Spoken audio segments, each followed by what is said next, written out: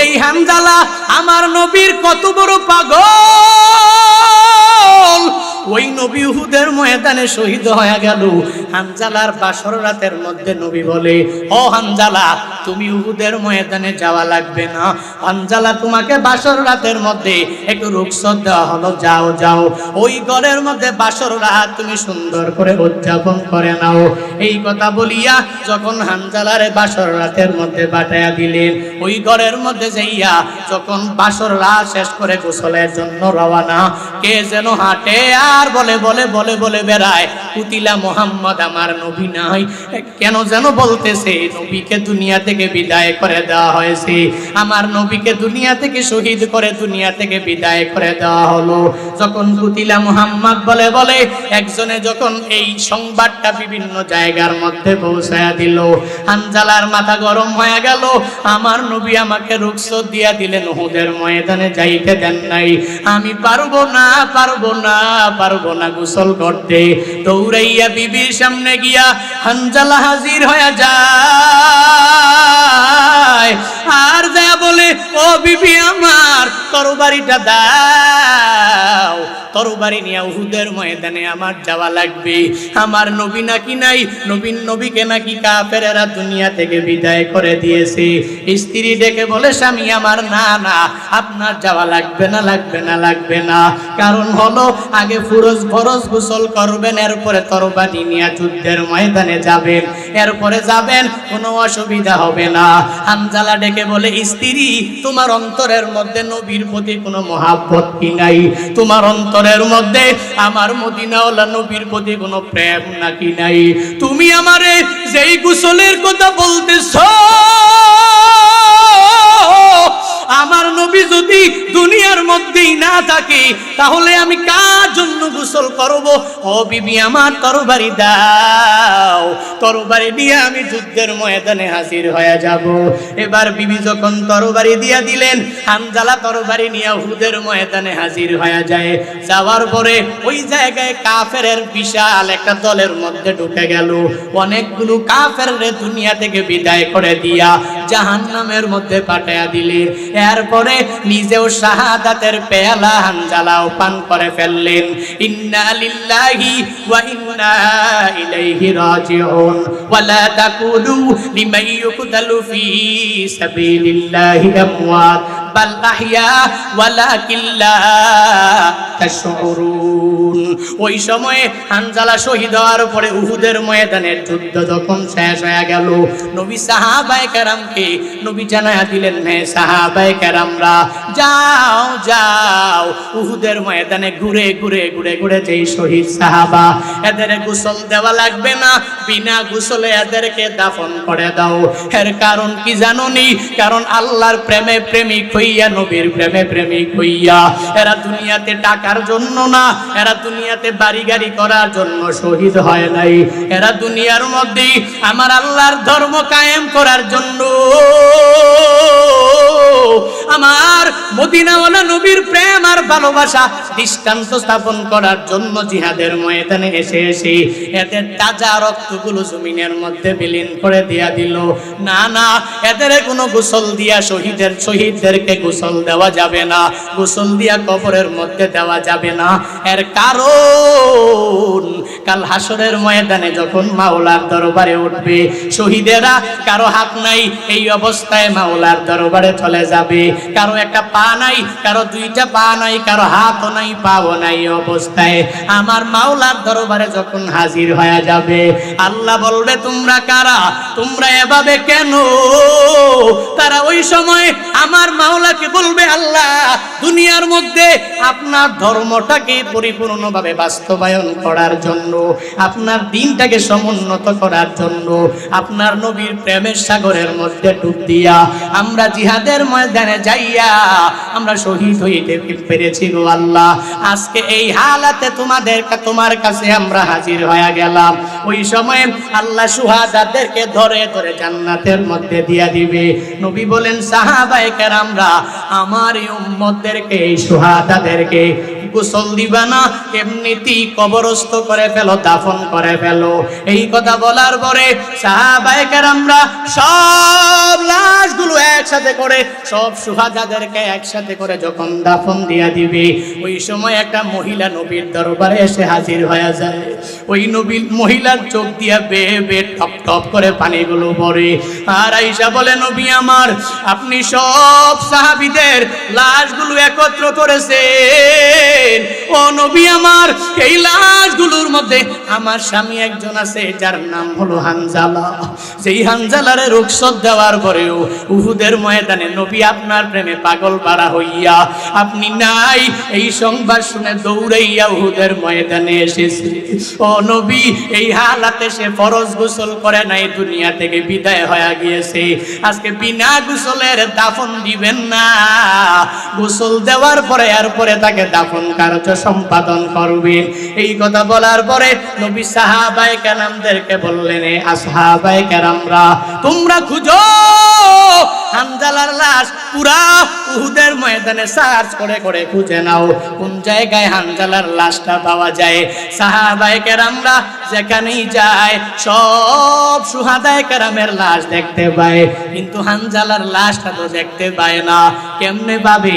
কারণ হানজালা তো দুনিয়ার জমিনের মধ্যে নাই। ওই সময় জিবরাইল আমার মদিনাওয়ালা নবীর দরবারে হাজির। আয়েশা বলে, ও নবী আমার, হানজালার লাশ দুনিয়ার কোন পানি দ্বারা গোসল হবে আমার আল্লাহ মেনে নিতে পারে না, পারে না, পারে না, পারে না।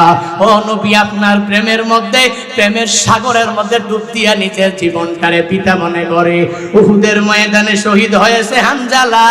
এই হানজালার লাশ দুনিয়ার কোন পানি দ্বারা গোসল হইয়া দাফনের মধ্যে ডুববে আল্লাহ মেনে নিতে পারে নাই। আগেই হানজালা যখন দুনিয়ার জমিন থেকে শহীদ হইয়া জমিনে পড়ে আছে, ফেরেশতাদের মাধ্যমে আমার আল্লাহ উঠাইয়া নিলেন। আসমানের মধ্যে বড় বড় দামি দামি দামি ফেরেশতার মাধ্যমে হানজালার গোসল দুনিয়ার কোন সাধারণ পানি দ্বারা হয় নাই, হাউজে কাউসারের দামি পানি দিয়া ফেরেশতাদের মাধ্যমে আসমানে তাকে গোসল দেওয়া হয়েছে। কান্দিয়া বে কুলোরে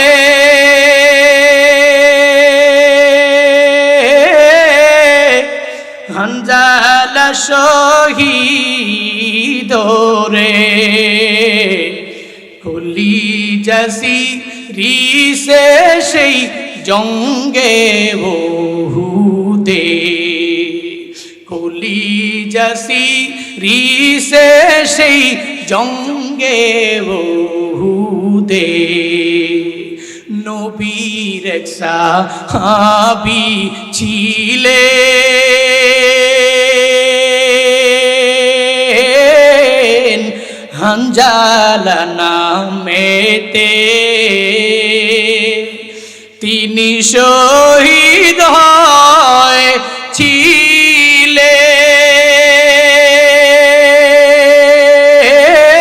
হয়েছিলেন বিবাহের রাত্রিতে রে গিয়ে জঙ্গে বহুদে, নবীর ডাকে গভীর রাত্রে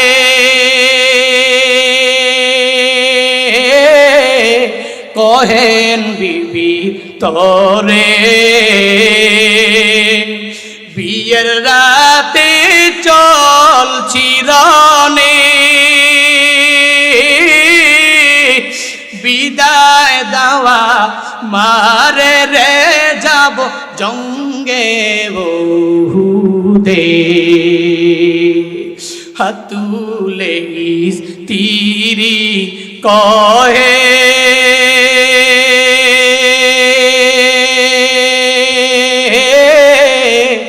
মাওলারি দরবারে,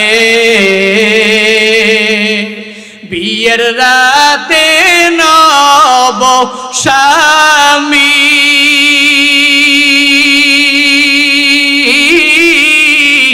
সপিলাম তো মারে রে সেই জঙ্গে বহু দে যুদ্ধে গেলেন শহীদ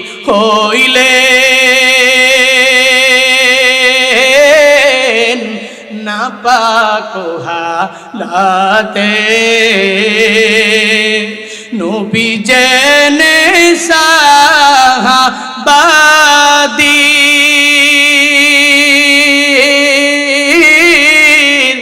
গোসল দিতে বলে রে সেই জঙ্গে উহুদে অমনি গাইবি আওয়াজ নবীজি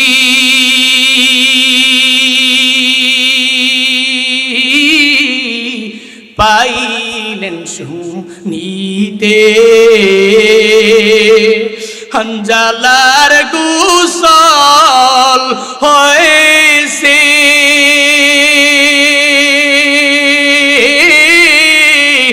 ফেরেশতাদের হাতে রে জান্নাতের পানিতে কান্দিয়া বে কুলোরে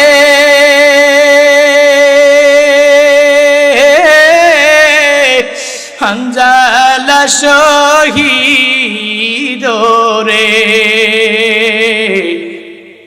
কলিজাসি রিসে সেই জঙ্গে বহুদে কলিজাসি রিসে সেই জঙ্গে বহুদে কলিজাসি রিসে সেই জঙ্গে বহুদে মারহাবা বলে না মারহাবা হানজালা নবীর প্রেমে পাগল হইয়া জিন্দেগিটা বিলীন করে দিয়ে দিলেন নিজের জীবনটাকে বৃথা মনে করলেন আল্লাহ কথাগুলোই পবিত্র কালামুল্লাহ শরীফ আল্লাহ বলেন নবী ফাযাক্কির ইন্নামা আনতা মুযাক্কির উপদেশ দেন যারা মানবে এরা কামিয়াব হয়ে যাবে কি কামিয়াব হইছে সাহাবায়ে কেরামকে আল্লাহ নিজেই ফেরেশতাদের মাধ্যমে এদের কাছে নিজের সালামটা পৌঁছায়া দিলেন বললেন হে জিবরাইল যাও যে আমার ওই অমুক নবীর সাহাবী অমুককে আমি আল্লাহর পক্ষ থেকে সালাম জানাও কি দামি তারা হয়ে গেলেন দুনিয়াতেই জান্নাতের সার্টিফিকেট এরা পায়া গেলেন কেমনে তুমি পাগল হইয়া নবীর কথাগুলো মাইনা আল্লাহর কোরআনের উপরে সুন্দর করে চইলা এরা আল্লাহকে চিনতে পেরেছে আল্লাহর পরিচয় এরা জানতে পেরেছে এজন্য এরা কামিয়াব হয়ে গিয়েছে ভাই আল্লাহ এই কথাই বলেন ফাযাক্কির ইন্নামা আনতা মুযাক্কির হে নবী আপনি উপদেশ দেন আপনি একজন উপদেশদাতা লাস্তা আলাইহিম বিমুসাইতির আপনাকে আমি আল্লাহ দারোগা করে দুনিয়াতে পাঠাই নাই যাদেরকে পিটাইয়া আপনি হেদায়েত দিবেন হেদায়েত তো আমি আল্লাহর হাতে তবে হ্যাঁ এত কিছু বলার পরেও এত কিছু জানার পরেও যেই ব্যক্তিগুলো মানে না যেই ব্যক্তিগুলো এরপরেও ইল্লা মান তাওয়াল্লা ওয়া কাফার এরপরেও মান তাওয়াল্লা যে মুখ ফিরিয়ে নিল ওয়া কাফার সে অস্বীকার করলো আল্লাহ তাআলা নিজেই জানায়া দেয় ফায়ুআযিবুহুল্লাহুল আযাবাল আকবার হে বান্দা শুনো শুনো শুনো দুনিয়া শেষ না আখিরাত একটা আছে ওই সময়ে আমি আল্লাহ তোমাকে আযাব আল আকবার কঠিন ভয়াবহ শাস্তি দ্বারা তোমাকে আমি আল্লাহ পরিপূর্ণভাবে ঘিরে ফেলবো আল্লাহ এরপরে বলেন ইন্না ইলাইনা ইয়াবাহুম নিশ্চয়ই আমি আল্লাহর দরবারে আশা লাগবে কি লাগবে না যাওয়া লাগবে না আল্লাহর কাছে লাগবে না যাওয়া লাগবে না দুনিয়া শেষ আখিরাত নাই কথা বলেন না কেন আল্লাহ বলেন এত কিছু বলার পরেও এত বয়ান করার পরেও এত প্রশ্নবোধক কথা এদের সামনে উপস্থাপন করার পরেও এরপরেও যারা আমি আল্লাহকে মানে না নবী এরপরে যারা মুখ ফিরিয়ে নেয় জান এদের উপরে ছেড়ে দেন আপনি দাওয়াত দিয়েছেন এতটুকুর মধ্যেই সীমাবদ্ধ থাকলে চলবে ইন্না ইলাইনা ইয়াবাহুম নিশ্চয়ই আমি আল্লাহর দরবারে একদিনের আশা লাগবে ওয়া ইন্না আলাইনা হিসাবাহুম এদের সব হিসাব কাল হাসরের ময়দানে আমি আল্লাহ জাররা জাররা জাররা জাররা থেকে পরিমাণ জাররার সব হিসাব আমি আল্লাহ তাআলা নিয়ে নিব। যেরকম সূরাতুল জিলজালের শেষ দুই আয়াতের মধ্যে আল্লাহ তাআলা সুন্দর করে জানিয়েছেন, ফামাই ইয়ামাল মিসকালা যাররাতিন খায়রান ইয়ারা ওয়া মান ইয়ামাল মিসকালা যাররাতিন শাররান ইয়ারা। বান্দা, তুই জাররা থেকে জাররা পরিমাণ ভালো কাজ করেছো তো আমি আল্লাহর দরবারে পাবা। কারণ ওই দিন তো আমি আল্লাহ হব হাকিম, এমন হাকিম, আদেল হাকিম, ইনসাফ করনে ওয়ালা হাকিম। তুই ছোট্ট থেকে ছোট্ট যে আমল করেছো আমি আল্লাহর কাছে পাবি। তুই ছোট্ট থেকে ছোট্ট যেই গুনাহের কাজ করেছো প্রকাশ্যে অথবা গোপনে যেভাবেই হোক না কেন, ওই সব কিছু হাসরের ময়দানে আমি আল্লাহর কাছে দাঁড়ানো লাগবে, আশা লাগবে, সব হিসাব আমি আল্লাহ নিব।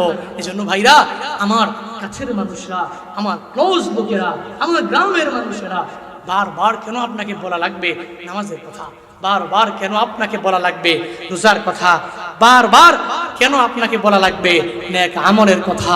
বারবার সুদের ভয়াবহ পরিণামের কথা কেন আপনাকে বলা লাগবে? বারবার ঘুষের পরিণাম যে এত ভয়াবহ কেন আপনার কাছে বলা লাগবে? বারবার যৌতুক যে খারাপ জিনিস, হারাম, স্পষ্ট হারাম, কেন আপনার কাছে এটা বারবার বলা লাগবে? হে মানুষেরা, কেন আমি বক্তা বলা লাগবে? আপনি কি জানেন না? জানার পরেও এরপরেও কেন মানেন না? এরপরেও কেন মান তাওয়াল্লা ওয়া কাফার? এরপরেও কেন অস্বীকার করেন? এরপরেও কেন মুখগুলো ফিরিয়ে আনেন?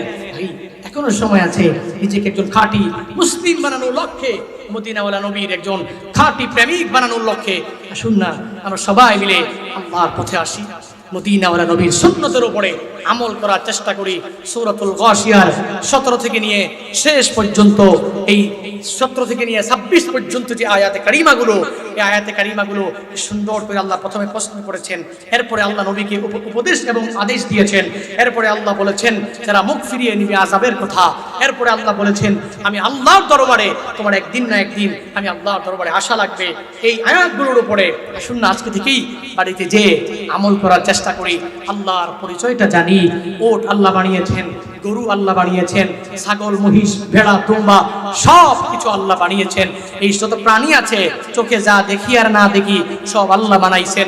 এই আল্লাহর পরিচয় নিয়ে চলি, আল্লাহর কথাগুলো মানার চেষ্টা করি, আল্লাহর কোরআনের প্রত্যেকটা আইন সমাজে বাস্তবায়ন করার জন্য চেষ্টা করি।